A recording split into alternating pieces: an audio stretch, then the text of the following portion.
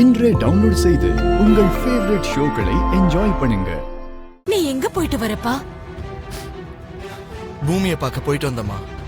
கல்யாணம் ஃபிக்ஸ் ஆயிடுச்சுன்றதுக்காக பொண்ணு வீட்டுக்கெல்லாம் அடிக்கடி இந்த மாதிரி போயிட்டு வரதெல்லாம் நல்லது இல்ல ககன்.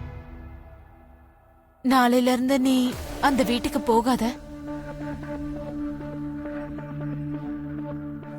பூமி உங்களுக்கு ஆல்ரெடி போன் பண்ணி சொல்லிட்டாளா? என்னன்னு சொன்னா? அடிக்க வந்தன்னு சொன்னாலா இல்லாட்டி அடிச்சிட்டேன்னு சொன்னாலா? திரும்ப நான் அந்த வீட்டுக்கு போனா அடிச்சிருவேன்ற பயத்துல வர விடாம என்ன அவ இப்படி தடுக்க பாக்குறாளா? அண்ணன் பூமியை அடிக்க போனானா? நீ எதுக்காக நான் பூமியை அடிக்கணும்? என்ன சொல்றப்பா? அங்க என்ன ஆச்சு?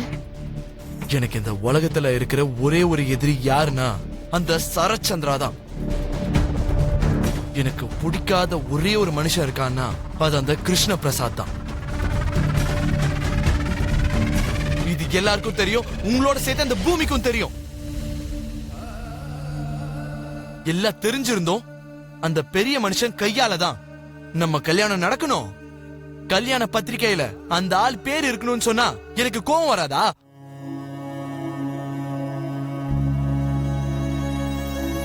அதனாலதான் அப்படியே அடிக்க போனேன். அடிக்காம விட்டுட்டேன்.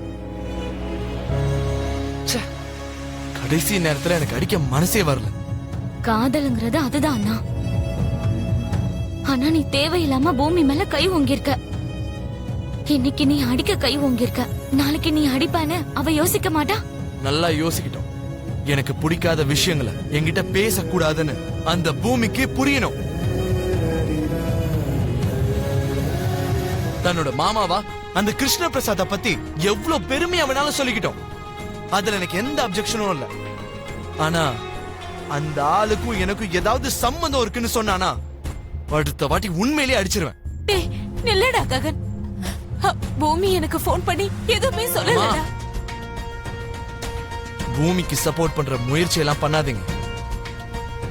என்ன அந்த வீட்டுக்கு வர வேணான்னு சொல்லிட்டால, அவளே சொன்னதுக்கு அப்புறம் நான் எதுக்கு அங்க போறேன்?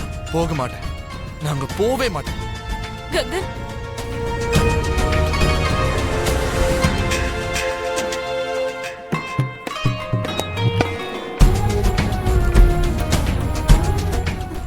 சரி. அம்மா நீ இப்பட வந்த? இப்பதான் வந்து பெரியமா, அண்ணன்கிட்ட ஒரு சின்ன வேலை இருக்கு, நான் போய் பேசிட்டு வரேன்.